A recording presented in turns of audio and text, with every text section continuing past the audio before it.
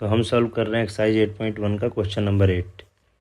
तो क्वेश्चन है if 3 cot a equal to 4 check whether 1 minus tan square A upon 1 plus tan square A is equal to cos square A minus sine square A or not. क्या 1 minus tan square A upon 1 plus tan square A is equal to cos square minus sine square A के बराबर है या नहीं है, ये हमें बताना है। तो किसी भी मैथ के क्वेश्चन को सबसे पहले गिवन से स्टार्ट करेंगे, क्वेश्चन में दिया हुआ क्या है और उससे इन्फॉर्मेशन एक्सट्रैक्ट करेंगे। तो पहले मैं गिवन वाला पार्ट ही लिख लेता हूँ। 3 cot a is equal to 4। Given 3 cot a is equal to 4, तो यहाँ आ गया cot a is equal to क्या आ गया 4/3। और cot का फार्मूला क्या होता है, tan का अपोजिट बेस अपॉन परपेंडिकुलर। तो बेस क्या होता है, हो गया 4 हो गया और परपेंडिकुलर कितना हो गया 3। तो हमारे पास बेस और परपेंडिकुलर आ गया। लेकिन क्वेश्चन में कॉस स्क्वायर और साइन स्क्वायर ए का भी यूज हुआ है, तो हम हाइपोटेनस निकाल लेते हैं पाइथागोरस थ्योरम लगा के।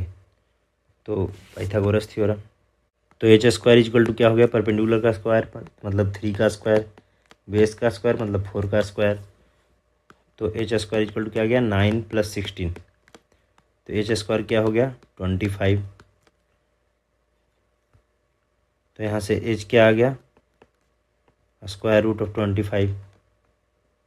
तो एच क्या आ गया यहाँ से 5। तो अब हमने हाइपोटेनस निकाल लिया। तो जैसे ही हमने हाइपोटेनस निकाला, बेस और परपेंडिकुलर दिया हुआ था, तो कॉस और साइन की वैल्यू पता चली गई। तो जब भी हमें ऐसा दिया हो क्वेश्चन की check whether it is equal और नॉट, तो हम इसमें एलएचएस को अलग से सॉल्व करेंगे और आरएचएस को अलग से सॉल्व करेंगे और देखेंगे दोनों इक्वल है कि नहीं। तो पहले मैं एलएचएस सॉल्व करता हूँ, मतलब लेफ्ट हैंड साइड वाले को, और राइट हैंड साइड वाले को बाद में सॉल्व करूँगा। तो पहले मैं एलएचएस वाला पार्ट लिखता हूँ। तो एलएचएस क्या है 1 minus tan square A upon 1 plus tan square A. और यहाँ टेन क्या आ गया, अगर देखें हम तो यहाँ से आ गया टेन ए इक्वल टू क्या होगा परपेंडिकुलर अपॉन बेस होगा। तो पी क्या है 3 है और बेस क्या है 4 है। तो टेन ए क्या आ गया 3/4।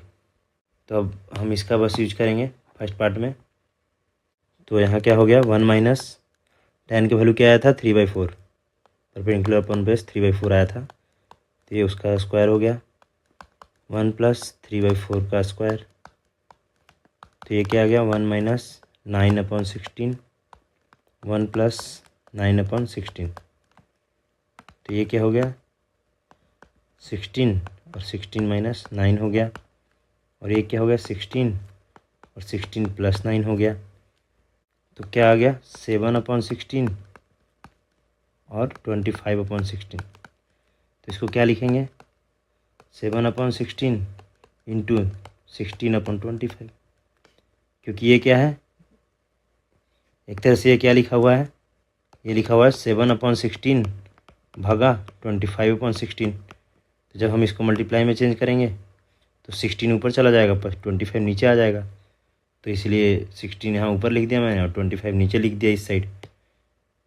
ये उल्टा हुआ तो यहाँ ऐसे लिख दिया हमने। तो 16 से 16 कट गया तो क्या आ गया 7/25 आ गया।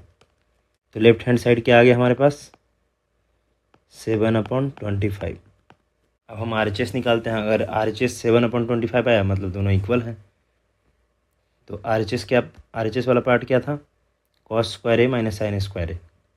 तो मैं अब RHS निकालता हूँ। तो RHS राइट हैंड साइड है cos square A minus sine square ए। तो यहाँ पे क्या था परपेंडिकुलर 3 था, बेस 4 था और हाइपोटेनस 5 था। तो यहाँ से कॉस क्या हो गया बेस अपॉन हाइपोटेनस, तो 4/5 का स्क्वायर। और साइन क्या हो गया परपेंडिकुलर अपॉन हाइपोटेनस, तो 3/5 का स्क्वायर। तो ये क्या हो गया 16/25 माइनस 9/25। तो ये क्या आ गया 25, 16 माइनस 9, तो क्या आ गया 7/25। तो ये RHS हो गया। और LHS क्या आया था, LHS आया था ये, RHS क्या आया ये, जो कि दोनों इक्वल है। तो इसका मतलब क्या हो गया कि LHS is equal to RHS हो गया। तो क्या है इक्वल है दोनों। तो होपफुली आप लोग समझ गए होंगे। Thank you.